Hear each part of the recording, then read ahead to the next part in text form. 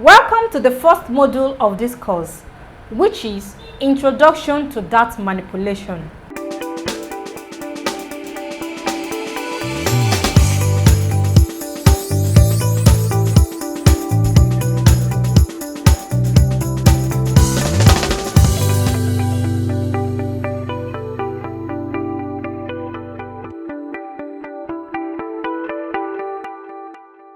Dart manipulation is the act of taking in an existing dart in a body's pattern and manipulating them around the pattern to achieve something new.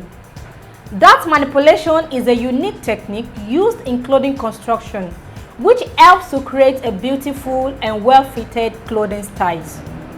Why is dart manipulation important in garment construction? Number 1, it helps to take in ease and provide shape to a garment. Number 2, the female body is made up of nooks and crannies, and to construct garments that fit those nooks and crannies, we need to manipulate the fabrics in order to achieve more fitting dress. And number 3, dart manipulation is used in adding fullness to a garment, which allow more fabrics in an area of the sewing pattern.